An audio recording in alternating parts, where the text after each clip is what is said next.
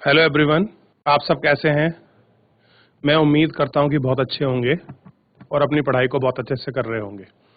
मैं Akash Kumar Bhadana ICT virtual classroom में आपका बहुत बहुत स्वागत करता हूं मेरे प्यारे बच्चों। और जैसा आपको पता है 10th क्लास है और 10th क्लास में हम लोग आपका देख रहे हैं।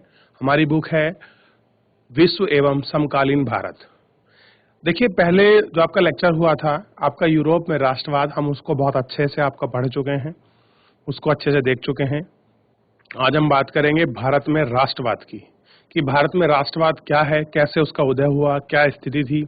उन सारे हम इतिहास पर, उन सारी चीज़ों पर हम लोग अच्छे तरीके से आपका बैक टू बैक हम सब चीज़ों का अध्ययन करेंगे, हम उनको पढ़ेंगे, हम उनको जानेंगे, हम उनको समझेंगे। क्लियर है? तो मैं उम्मीद करूंगा कि मेरे प्यारे सभी बच्चे अपने लेक्चर को बहुत अच्छे से पढ़ेंगे, आपका रिवीजन करेंगे और यूरोप में राष्ट्रवाद जो हम लेक्चर कर चुके हैं, अगर उसमें किसी प्रकार का कोई डाउट है, कोई चीज़ आपको समझ नहीं आई है, तो आप कृपया लाइव जुड़कर चैट के माध्यम से आप अपना प्रश्न हम तक पहुंचा सकते हैं। कोई भी स्कूल का कोई भी बच्चा, अगर कोई भी आपका डाउट है किसी प्रकार का, तो आप हमसे पूछ सकते। चलिए, अगर आपका डाउट नहीं है तो हम चलते हैं सीधा अपने लेक्चर की तरफ। चैप्टर आपके सामने है और चैप्टर नंबर 2 आपके समक्ष है, भारत में राष्ट्रवाद। अगर मैं आपसे पूछूं कि भारत में राष्ट्रवाद का क्या मतलब है, आप किसे कहेंगे राष्ट्रवाद? आखिर में नेशनलिज्म है क्या? भाई, राष्ट्रवाद अगर मैं पूछूं आपसे कि राष्ट्रवाद है क्या और आप किसको राष्ट्रवाद कहेंगे, इस चीज को अगर हम लोग जाने, पढ़ें, समझे, देखें कि क्या है, तो आइए हम लोग एक एक करके मिलकर हम लोग राष्ट्रवाद की थ्योरी को पढ़ते हैं। देखिए, भारत में राष्ट्रवाद, जैसा कि आप देख चुके हैं, यूरोप में आधुनिक राष्ट्रवाद के साथ ही राष्ट्र राज्यों का भी उदय हुआ। कह रहे हैं कि जिस तरह से यूरोप का आधुनिक यूरोप जब आपका बना, तो उस आधुनिक यूरोप बनने में क्या हुआ था, उसके साथ ही कुछ राष्ट्र राज्यों का भी आपका जन्म हुआ, उदय हुआ। ठीक, इससे आपने अपने बारे में लोगों की समझ बदलने लगी। वे कौन हैं, उनकी पहचान किस बात से परिभाषित होती है, यह भावना बदल गई। उसमें राष्ट्र के प्रति लगाव का भाव पैदा होने लगा। नए नए प्रतीकों और चिन्हों ने, नए गीतों और विचारों ने संपर्क स्थापित किया और समुदाय की सीमाओं को दोबारा परिभाषित कर दिया। और देखिए, जब राष्ट्रवाद का जन्म हो रहा है, आपकी चीजें बदल रही हैं, बहुत सारी चीजों में आपका लगाव हो रहा है, अलग अलग प्रकार की आपकी चीजें हो रही हैं, तो उनमें बहुत सारे बदलाव, बहुत सारी चीजें जो हैं हम लोगों को आपको दिखाई दे रही हैं और उनको हम देख रहे हैं कि वो किस तरह से परिभाषित हो रही हैं और क्या उसमें चीजें। देखिए, उसमें क्या लिखा है कि राष्ट्रीय पहचान का निर्माण एक लंबी प्रक्रिया में हुआ। कह रहे हैं कि राष्ट्र की जो पहचान है, आज हम कहते हैं कि हम भारत हैं, इस पहचान को दिलाने के लिए हम लोगों ने बहुत लंबा समय आपका ट्रैवल किया है। ठीक, दूसरे उपनिवेशों की तरह भारत भी आधुनिक राष्ट्र की उदयपरी घटना उपनिवेशवाद विरोधी आंदोलन के साथ गहरे तौर पर जुड़ी हुई हैं। कह रहे कि जो चीजें आपके दूसरे देश में हो रही थी, आपके उपनिवेशिक जो आपकी कंडीशन थी, और जैसे वहां राष्ट्रवाद आधुनिक रूप में उभर रहा था, उसी तरह के आंदोलन, बहुत सारी उपनिवेशवाद के विरोधी आपकी चीजें कहाँ थी, आपका भारत में भी हो रही थी, यानी कि हमारे देश में भी निरंतर आपका हो रही थी। औपनिवेशिक शासकों के खिलाफ संघर्ष के दौरान लोग आपसी ताकतों को पहचानने लग गए थे। उत्पीड़न और दमन का साझा भाव ने विभिन्न समूह को एक दूसरों से बांध लिया था, लेकिन हर गांव और समूह में उपनिवेशवाद का असर एक जैसा नहीं था। देखिए, भले ही वो बहुत सारा संघर्ष हो रहा था, उनके खिलाफ बहुत सारी चीजें हो रही थी, लेकिन अगर भारत को पूरा देखें तो पूरे भारत में एक जैसा उपनिवेशवाद नहीं था, एक जैसी चीजें नहीं थी, एक जैसा ये सब जो आपकी चीजें होती हैं, चाहे उत्पीड़न हो, चाहे दमन हो, ये सब चीजें एक जैसी नहीं थी।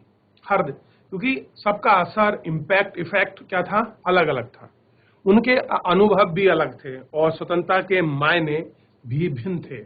अब देखिए, सबसे बड़ी बात देखिए, जो असर है वो भी एक जैसा नहीं है, अनुभव है वो भी एक जैसा नहीं है, स्वतंत्रता के जो मायने हैं वो भी अलग हैं। महात्मा गांधी के नेतृत्व में कांग्रेस ने इन समूहों को इकट्ठा करके एक विशाल आंदोलन खड़ा कर दिया।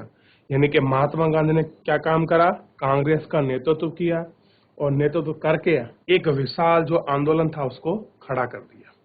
परंतु इस एकता में टकराव के बिंदु भी निहित थे। और कह रहे जो एकता हो रही थी, इस एकता में बहुत सारे जो आपके टकराव हैं, उन टकराव के बिंदु भी आपके निहित थे। पहले की एक और पुस्तक में भी आपने भारत में राष्ट्रवाद का उदय का अध्ययन किया था। वह आपने 20 सदी के पहले दशक की कहानी तक पढ़ी थी। कहाँ पढ़ा है? 20वीं सदी का जो आपका दशक है उस तक की स्टोरी को आपने पढ़ा था। इस अध्याय में हम लोग 1920 के दशक से आगे की घटना करें। यानी कि अब तक जो हमने पढ़ा है वो पढ़ा है 1920 से जो वो आपका पहले का था। अब कहाँ का पढ़ेंगे? 1920 के जो बाद की घटनाएं हैं, जो अध्ययन है, हम लोग उनका अध्ययन करेंगे। ठीक, अब देखिए, और असहयोग आंदोलन तथा सविनय अवज्ञा आंदोलन के बारे में पढ़ेंगे। बच्चों बड़े ही इंपॉर्टेंट है असहयोग आंदोलन, और इसके बाद होता है सविनय अवज्ञा आंदोलन। ये महात्मा गांधी के दो ऐसे रामबाण जिन्होंने पूरी ब्रिटिश साम्राज्य को हिलाकर फेंक दिया, असहयोग आंदोलन और सविनय अवज्ञा आंदोलन। असहयोग का सिंपल सा मतलब है कि हम जो तुम्हारे कार्य हैं हम उनमें सहयोग नहीं करेंगे, और सविनय अवज्ञा आंदोलन का मतलब है कि हम इसका हाथ जोड़कर विनम्रता से विरोध करते हैं। क्लियर है? ये महात्मा गांधी के अहिंसा वाले आंदोलन थे। इनमें महात्मा गांधी ने साफ कर दिया था कि कोई हिंसक गतिविधि नहीं होगी, हम अपने बातों को, अपने विचारों के आधार पर अपनी चीजों को रखेंगे, उसी तरह से हमारे आंदोलन चलेंगे, उसी तरह से हमारी आपकी सारी चीजें होंगी। कि कांग्रेस ने राष्ट्रीय आंदोलन को विकसित करने के लिए किस तरह के आपके प्रयास किए, इस आंदोलन में विभिन्न सामाजिक समूह ने किस तरह हिस्सा लिया और किस तरह राष्ट्रवाद ने लोगों की कल्पना को नई उड़ान दी। कह रहे हैं कि वहां किस तरह से जो नई आपकी कल्पना है उसको उड़ान दी, आपका किस तरह से चीजें करी, इन सबको हम लोगों ने इसमें देखेंगे और क्या चीजें रही थी। थोड़ा सा इसको देखिएगा। एक इमेज हमारे सामने है और बहुत अद्भुत इमेज, देखिए जो पिक्चर्स है वो हमारे सामने है, वो आपको दिखाई देगी। ये एक ऐसा ही आपका दृश्य है, किसी आंदोलन का ही भाग है, इसको भी जानेंगे। देखिए, जब महात्मा गांधी कोई भी आंदोलन को नेतृत्व करते थे तो उनकी एक कौशलता थी, वो लोगों को जुड़ते थे, लोगों को पूरी अपने आंदोलन की मूलभूत विचारधारा को बताते थे। ये हमारा आंदोलन है, ये हमारे उद्देश्य हैं, हम इसलिए कर रहे हैं, ऐसा चाहते हैं और हमको ऐसा ऐसा काम करना है। तो लोग उनकी एक आवाज पर हजारों लाखों लोग खड़े होकर उनके पीछे रहते थे। देखिए, एक बहुत बड़ा जनादेश आपको दिखाई देगा। अब देखिए, इसी में पहला पॉइंट है। पहला देखिए क्या लिखा है, पहला विश्व युद्ध, खिलाफत और असहयोग। देखिए, पहला क्या होता है आपका? विश्व युद्ध होता है, और विश्व युद्ध के साथ ही खिलाफत आंदोलन होता है, और खिलाफत के साथ ही आपका असहयोग आंदोलन होता है। 1919 के बाद से सालों में हम देखते हैं कि राष्ट्रीय आंदोलन नए क्षेत्रों तक फैल गया था। यानी जो भी इलाके थे उन इलाकों तक, उन क्षेत्रों तक फैल गया था। उनमें नए सामाजिक समूह शामिल थे। क्या थे? कि जो नए आपके सामाजिक समूह थे वो आपके शामिल थे, और संघर्ष की नई पत्तियां सामने आ रही थी। और कह रहे जो संघर्ष है वो संघर्ष की नई पद्धतियां सामने आ रही थी। इन बदलावों को हम कैसे समझेंगे, उनके क्या परिमाण थे, और कह रहे जो बदलाव थे ये बदलाव कैसे थे और इनको हम कैसे समझेंगे, इन सब के विषय में हम लोग आपका देखेंगे। देखिए, सबसे पहली बात तो यह है कि विश्व युद्ध ने नई आर्थिक और राजनीतिक स्थिति पैदा कर दी थी। कह रहे जो पहला विश्व युद्ध हो रहा था उस विश्व युद्ध ने क्या कर दी थी कि आर्थिक रूप से और राजनीतिक रूप से एक नई जो आपकी समस्या थी उसको पैदा कर दिया था। क्यों? क्योंकि ये आर्थिक समस्या और राजनीतिक समस्या भारत के परिप्रेक्ष्य में थी और ब्रिटिशरों के परिप्रेक्ष्य में भी थी। क्यों है, कैसे है, देखते हैं। इसके कारण रक्षा व्यय में भारी इजाफा हुआ। अब देखिए, जब आप किसी युद्ध लड़ेंगे तो जो आपका डिफेंस बजट होगा वो आपका बढ़ेगा। तो क्या हो गया कि जो रक्षा बजट है उसमें भारी क्या हो गया? आपका इजाफा हुआ। खर्च की भरपाई करने के लिए युद्ध के नाम पर कर्जों के लिए और करों में वृद्धि कर दी गई, यानी कि क्या हुआ, जो टैक्स हैं उन टैक्सों में वृद्धि करी। अब मुझे बताइए कि टैक्स कौन चुका रहा होगा? भारत की आम जनता। सीमा शुल्क को बढ़ा दिया गया, आय कर को शुल्क कर दिया गया। युद्ध के दौरान कीमतें तेजी से बढ़ रही थी।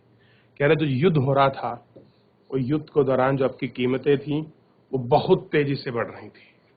1913 से 1918 के बीच कीमता 2 गुने हो चुकी थी। कह रहे कि 1918 से और जो आपको 1913 के बीच का समय था, तो जो आपकी कीमत थी वो क्या हो चुकी थी, लगभग 2 गुनी हो चुकी थी। क्या हो चुकी थी? 2 गुना हो चुकी थी, जिसके कारण आम लोगों की मुश्किलें बढ़ रही थी। और क्या हो रहा था कि जो आम लोग हैं वो उनकी मुश्किलें आपकी बढ़ गई थी। गांव में सिपाहियों को जबरन भर्ती किया जा रहा था। अब देखिए, आम लोग की जो आपकी समस्या बढ़ रही थी और साथ में गांव जा रहे थे और गांव से वो आपका लड़कों को जबरन सिपाही भर्ती कर रहे थे, जिसके कारण ग्रामीण इलाकों में व्यापक गुस्सा था। 1918-19 में और 1920-21 में देश के बहुत सारे हिस्सों में फसल खराब होगी, जिसके कारण खाद्यान्न पदार्थ में भारी अभाव पैदा हुआ। अब देखिए, सबसे पहले देखिए, इस समय क्या होता है आपका कि जो फसल है वो आपकी खराब हो जाती है, खाद्यान्न की समस्या पैदा हो गई, ये सारी चीजें हो गई। और उसी समय क्या था, फ्लू की जो महामारी वो आपकी फैल गई थी। 1921 की जनगणना के मुताबिक दुर्भिक्ष और महामारी के कारण 120 या 130 लोग मारे गए, यानी कि 1921 में जो स्थिति थी 1920 में एक बहुत बड़े व्यापक स्तर पर लोगों की क्या हुई, उसमें आपका मृत्यु हुई थी। करीबन 120-130 लाख लोग मारे गए थे, यानी कि इस जैसी महामारी जैसी थी। लोगों को उम्मीद थी कि युद्ध खत्म होने के बाद उनकी मुसीबतें कम हो जाएंगी, लेकिन ऐसा नहीं हुआ। इसी समय एक नया नेता सामने आया और संघर्ष का नया ढंग और नया तरीका पेश किया। कह रहे कि जो समय आप देखिए किस तरह युद्ध हुआ, किस तरह बजट बढ़ा, किस तरह आपका कर राजस्व को बढ़ाया, किस तरह आम जनता को दिक्कत हुई, कैसे लोगों को जबरन आपका भर्ती करा, और कैसे खाद्यान्न संकट हुआ, कैसे महामारी से लोग मरे। और इन मुसीबत जो बात कर रहे थे उभरने की, लेकिन हम नहीं उभर पाए। और उसी के साथ एक सामने एक संघर्षी नेता आया और जिसने क्या करा, आपका नया तरीका पेश किया। आइए इसको देखते हैं, ये कौन सा तरीका है, ये कौन सा विचार है। हमारे सामने आया सत्याग्रह का विचार। देखिए, ये महात्मा गांधी का सबसे बड़ा हथियार, सबसे बड़ा मिसाइल था। कौन सा? सत्याग्रह। देखिए, महात्मा गांधी जनवरी 1915 में भारत लौटे। कहां लौटे बच्चों? जनवरी 1915 में भारत। इससे पहले वे दक्षिण अफ्रीका में थे और वहां एक नए तरह के जन आंदोलन के रास्ते पर चलते हुए वहां की नस्ल भेदी सरकार से सफलतापूर्वक लोहा लिया था। इस पत्ती को वे सत्याग्रह कहते थे। कह रहे जिस तरह से उन्होंने लोहा लिया था, जो पैटर्न था, उस पैटर्न को वो आपका सत्याग्रह कहते थे। सत्याग्रह के विचार में सत्य की शक्ति का आग्रह, ध्यान दीजिए, क्या है? शक्ति का आग्रह और सत्य की खोज पर जोर दिया जाता था। इसका अर्थ यह है कि अगर आप का उद्देश्य सच्चा है, यदि आपका संघर्ष अन्याय के खिलाफ है, तो उत्पीड़न से मुकाबला करने के लिए आपको किसी शारीरिक बल की आवश्यकता नहीं है। देखिए कितना अच्छी बात कही है कि अगर आपका उद्देश्य, जो आपका मोटिव है वो सच्चा है और आपके खिलाफ षड्यंत्र हुआ है, कोई चीज ऐसी है, आप उत्पीड़क हैं, तो आपको उसका विरोध करने के लिए, उसका मुकाबला करने के लिए किसी शारीरिक बल की आवश्यकता नहीं है। समझिए थोड़ा सा। प्रतिशोध की भावना या आक्रामकता का सहारा लिए बिना ही सत्याग्रही केवल हिंसा के सहारे ही अपने संघर्ष में सफल हो सकता है। इसके लिए दमनकारी शत्रु की चेतना को झिझोड़ना चाहिए। उत्पीड़क शत्रु को ही नहीं बल्कि सभी लोगों को हिंसा के जरिए सत्य को स्वीकार करने का विवश करने की बजाय सच्चाई को देखना और सहज भाव से स्वीकार करने के लिए प्रेरित किया जाना चाहिए। क्या कह रहे हैं कि जो भी ऐसी आपकी चीजें हो, जहां आपकी सफलता हो, जहां आपकी सच्चाई हो, जहां लोगों को आपको हिंसा के जरिए आपके सत्य को स्वीकारना चाहिए और उसके अनुसार ही हमें देखना चाहिए। इस संघर्ष में अतः सत्य की जीत होती है, और कह रहे जो है संघर्ष होता है उसमें सत्य की जीत होती है। गांधी जी का विश्वास था कि अहिंसा का यह धर्म सभी भारतीयों को एकता के सूत्र में बांधता है, और कह रहे जो अहिंसा है यानी कि बिना मार पिटाई, बिना झगड़े, बिना कुछ के अपनी चीजों को बात रखवाना, ये क्या है, ये धर्म है, और ये सभी भारतीयों को एकता के सूत्र में बांधता है। इसमें बांधता है एकता के सूत्र। भारत आने के बाद गांधी जी ने कई स्थानों पर सत्याग्रह का आंदोलन चलाया। 1917 में उन्होंने बिहार में चंपारण के इलाके का दौरा किया और दमनकारी बागवान व्यवस्था के खिलाफ किसानों के संघर्ष के लिए प्रेरित किया। 1917 में उन्होंने गुजरात में खेड़ा के किसानों की मदद की के लिए आपके सत्याग्रह का आयोजन किया। फसल खराब हो जाने और प्लेग की महामारी के खिलाफ खेड़ा जिले के किसान लगान चुकाने की हालत में नहीं थे। वे चाहते थे कि लगान वसूली ढीली हो जाए, और 1918 में गांधी जी सूती कपड़ा मिल कारखाने के मजदूरों के बीच सत्याग्रह का आंदोलन चलाया अहमदाबाद में। सबसे पहले कहां पहुंचते हैं आपका, देखिए चंपारण, सबसे पहले नील आंदोलन। उसके बाद पहुंचते हैं आपका गुजरात का खेड़ा, जहां किसानों की समस्या थी।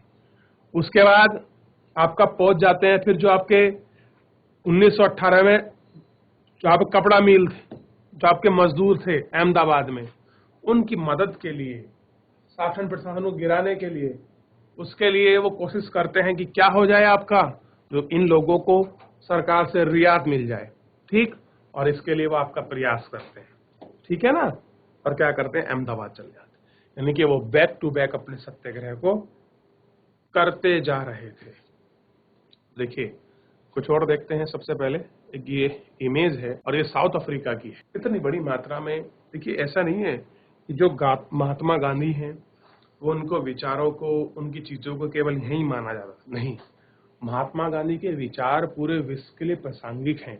उन्होंने सत्य और अहिंसा के बारे में जिक्र किया है, और हमेशा पूरा आजीवन उन्होंने उस पर ही अपना मार्ग प्रशस्त किया है, और लोग उनके विचारों से और उनकी विचारधाराओं से ही प्रेरित हैं। यही कारण है कि महात्मा गांधी को आज पूरे विश्व में एक अच्छे विचारक, दार्शनिक, आधुनिक लोकतंत्र और इस समाज के संस्थापक के रूप में, एक विचारधारक के रूप में देखा जाता है, उनको समझा जाता है। देखिए थोड़ी कुछ चीजें हैं, इनको हम पढ़ लेते हैं, बड़ी इंपॉर्टेंट है। सत्याग्रह पर महात्मा गांधी के विचार। जो सत्याग्रह होता है उस पर महात्मा गांधी ने कुछ अपने विचार दिए थे। उन विचारों को थोड़ा सा हम लोग एक बार देख लेते हैं कि क्या उनके विचार थे। देखिए, कहा जाता है कि निष्क्रिय प्रतिरोध दुर्बलों का हथियार है। कह रहे निष्क्रिय विरोध, एक्टिव ना होकर, वो क्या, जो आपके दुर्बल हैं, जो आशा है, उनका हथियार है। लेकिन इस लेख में जिस शक्ति की बात की गई है उसे केवल ताकतवर ही इस्तेमाल कर सकते हैं। यह निष्क्रिय विरोध की शक्ति नहीं है। कह रहे हैं कि इसे केवल कौन यूज कर सकता है, कि जो आपके शक्तिशाली हैं, केवल यू ही यूज कर सकते हैं। इसमें जो आपका विरोध है निष्क्रिय, वो नहीं। इसके लिए ना तो सघन सक्रियता चाहिए। दक्षिण अफ्रीका का आंदोलन निष्क्रिय नहीं बल्कि सक्रिय आंदोलन था। अफ्रीका में क्या था बच्चों, एक्टिव आंदोलन था, सक्रिय आंदोलन था, ठीक है। सत्याग्रह शारीरिक बल नहीं, सत्याग्रह अपने शत्रुओं को कष्ट नहीं पहुंचता, वह अपने शत्रुओं का विनाश नहीं चाहता। सत्याग्रह का प्रयोग में दुर्बलों के लिए कोई स्थान नहीं होता। सत्याग्रह तो शुद्ध आत्मबल है, सत्य ही आत्मा का आधार होता है, इसलिए इस बल को सत्याग्रह नाम दिया गया। आत्मा ज्ञान से हमेशा लेस होती है, इसमें प्यार की लौ जलाती है, जो जलाती है। अहिंसा सर्वोच्च धर्म है।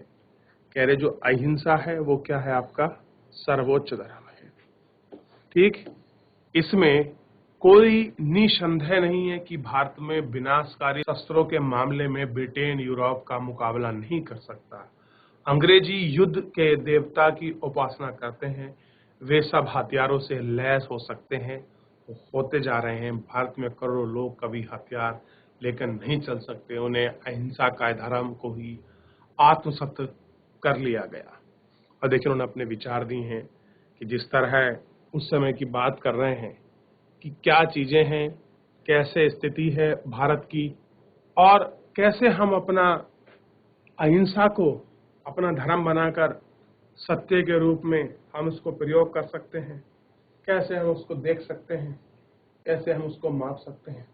इस विषय की वो आपका बात कर रहे हैं। गांधी जी इस विषय के बारे में आपको बता रहे हैं।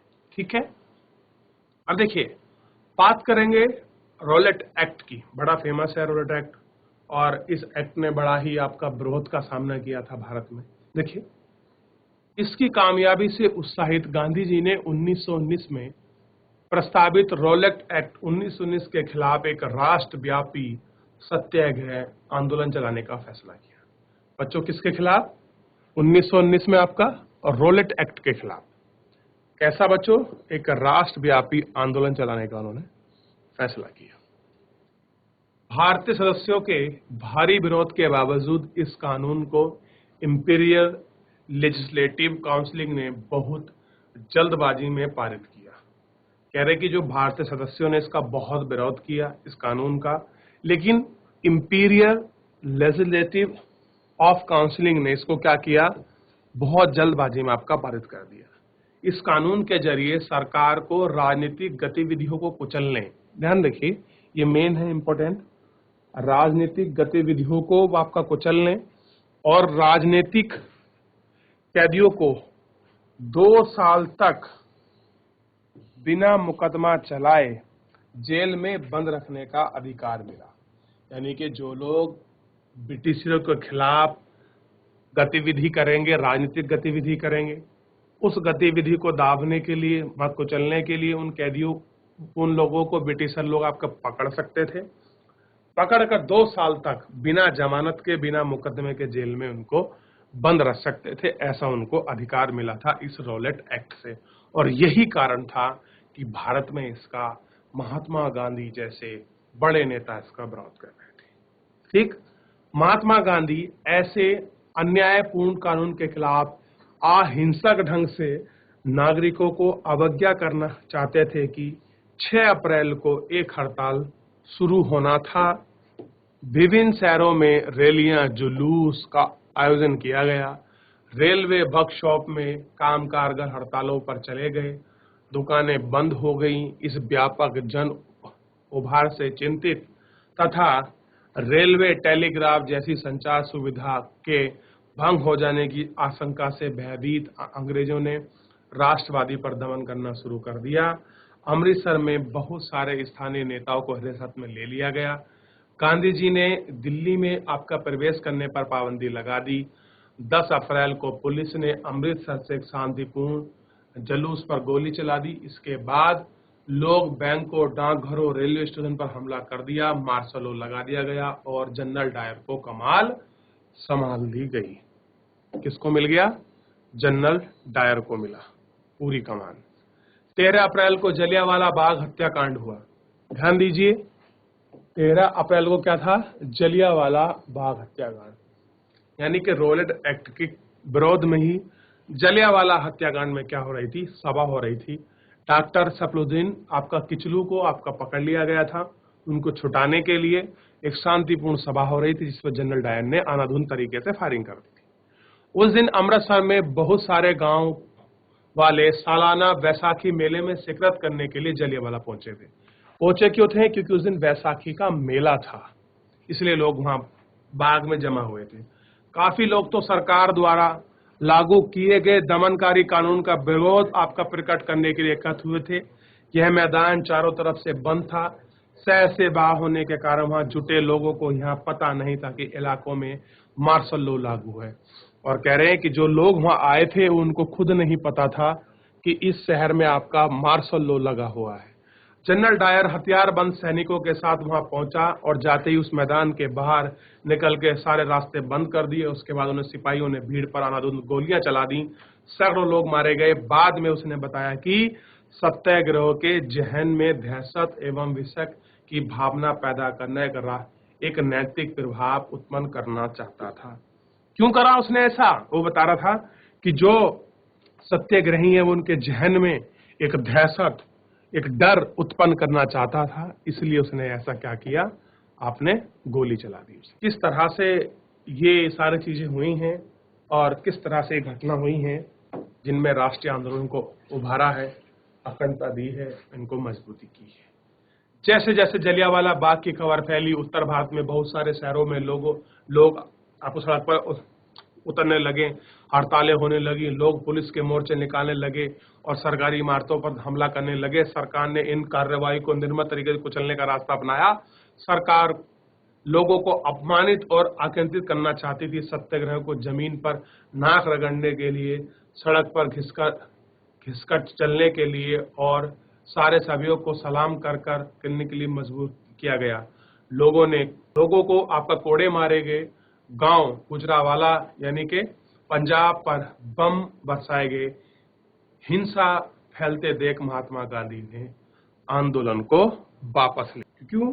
वो नहीं चाहते थे कि आपका किसी प्रकार से इसमें कोई हिंसक आपकी गतिविधि हो या किस तरह से लोग और मारे जाएं। तो बच्चों, इस लेक्चर के अंतर्गत हम लोगों ने ये देखा कि आपका किस प्रकार से जो भारत में राष्ट्रवाद आपका उभर रहा है, 1920 के बाद का जो इतिहास है, कैसे आपका ब्रिटिशरों को भारत से भगाने के लिए महात्मा गांधी द्वारा बहुत सारे हमारे ऐसे शहीद एवं जो आंदोलनकारी हुए हैं, हमारे क्रांतिकारी हुए हैं, उन्होंने किस प्रकार से आंदोलन किया, अपना सहयोग देकर, अपना नेतृत्व देकर हमारे देश को आजाद कराया एवं बहुत सारे आंदोलन को आपका सफल किया। उनमें से कुछ आंदोलन की आपकी पृष्ठभूमि को हम लोग अपने लेक्चर के माध्यम से आपका देख रहे थे, उनको जान रहे थे, उनको पढ़ रहे। चलिए बच्चों, आज के लिए इतना ही। मिलते हैं नेक्स्ट लेक्चर में।